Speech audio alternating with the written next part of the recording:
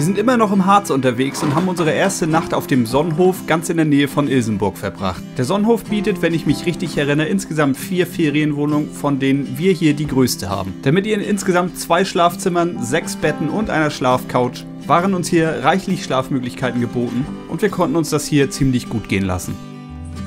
Den ersten Abend haben wir dann ganz entspannt ausklingen lassen, ehe es dann am nächsten Tag nach einem guten Frühstück wieder auf die Trails gehen sollte.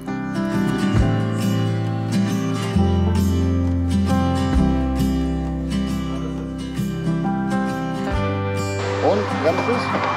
Ich habe eben ein paar Mal schleifen lassen und Vollbremsung gemacht, dann war es okay. Wie ihr vielleicht in meinem letzten Video mitbekommen habt, hatte ich auf den ersten Trails ziemliche Probleme mit meiner Bremse. Da ich glücklicherweise nicht unvorbereitet in die Schlacht gezogen bin, hatte ich noch Bremsbelege von Galfa dabei, um genau zu sein, die grünen Pro-Belege, denen ich in diesem Video einen ersten Test unterziehe. Boah, erstmal die neuen Bremsbelege gewöhnt.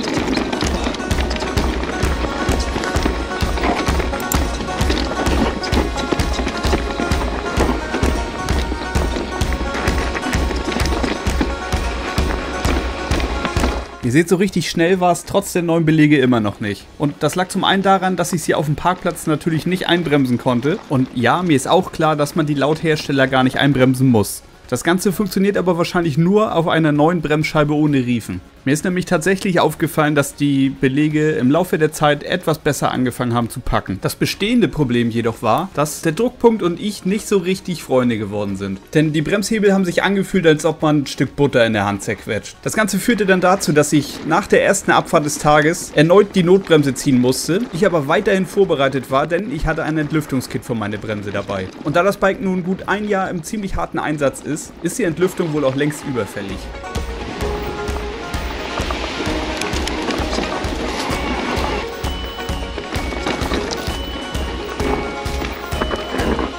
Was passiert? Platten? Salami!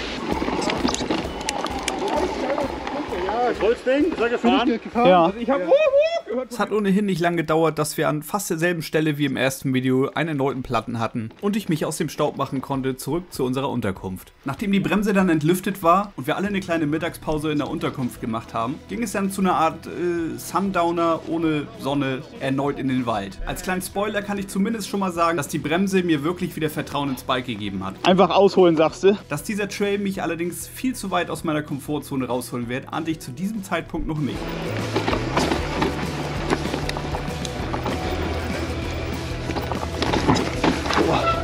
Die sind schon anders gut, die Trails. Sauer! Schön, Mann!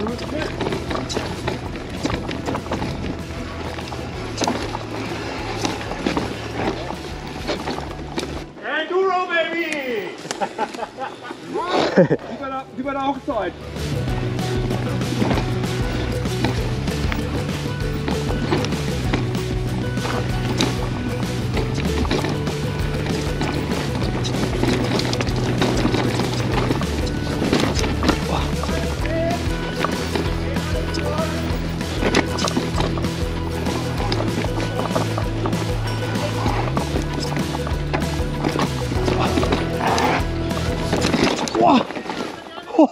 Das war knapp.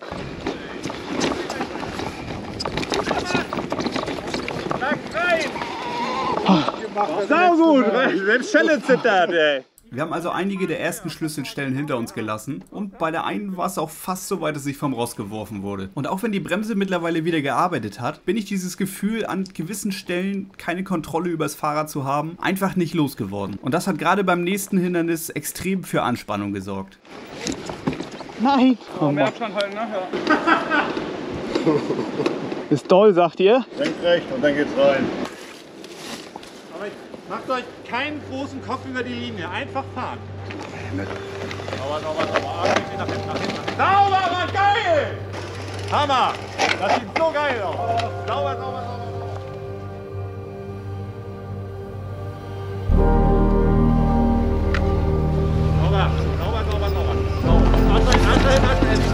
Sauber, Mann! Yeah. Oh, Junge. Auf den Arsch! Hammer!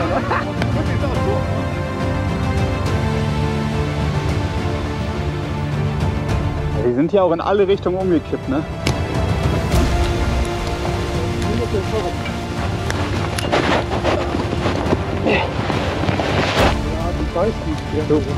Also man fühlt sich auf jeden Fall ein bisschen wohler, wenn man weiß, dass man irgendwie anhalten kann.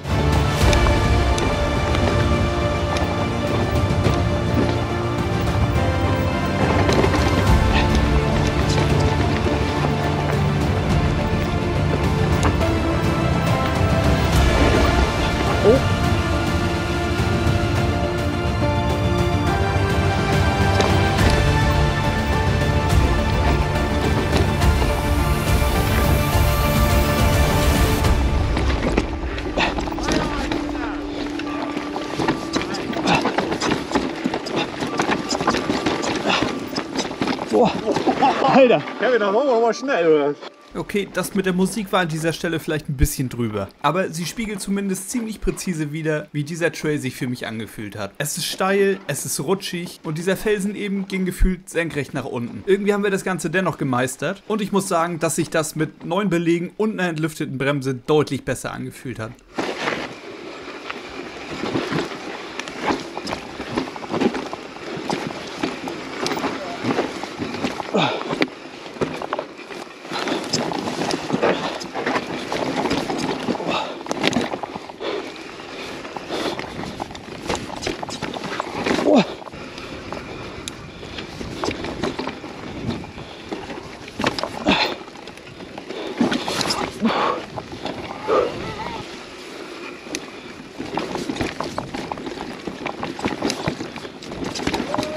Ich höre jetzt einfach über den hier vorne und dann rüber. Endlich mal eine mit Performance hier.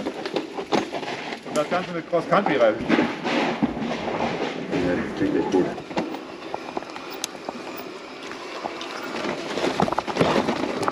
Das fängt ja gut an.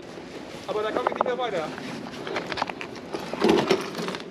Ist ja keine Schande. Bei der nächsten Schlüsselstelle war ich mittlerweile so aufgelöst, dass ich absteigen und schieben musste. Irgendwie war alles nur noch rutschig, komplett verblockt mit Wurzeln und Stein. Und als ob das nicht genug war, war auch noch alles furchtbar steil. Da hilft allerdings auch jegliches Heulen nicht, denn runter muss man ja sowieso. Und wenn wir ehrlich sind, hat's irgendwo auch extrem viel Bock gebracht. Ja, nee. Leute, das ist verrückt hier. Boah. Jetzt wird auch noch nass hier, super.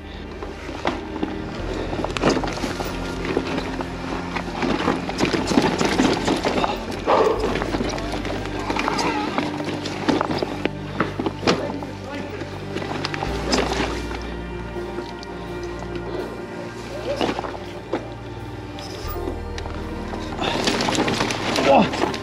Boah.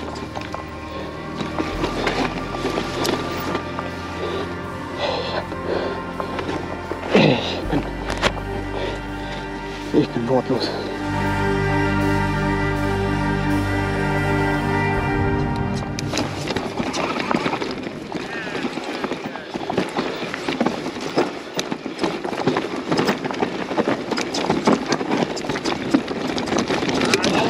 So kenne ich die!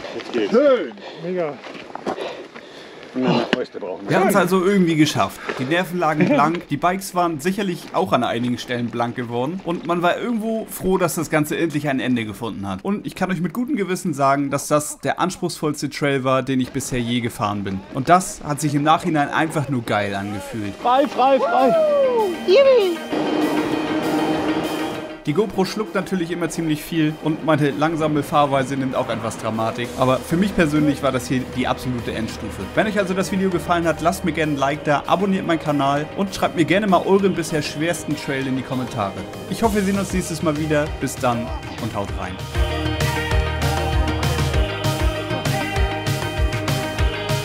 Oh. Oh. War geil. Ja, der war hart drauf, der Typ, ja. Oh. Alter. Gute Laune? Sauber.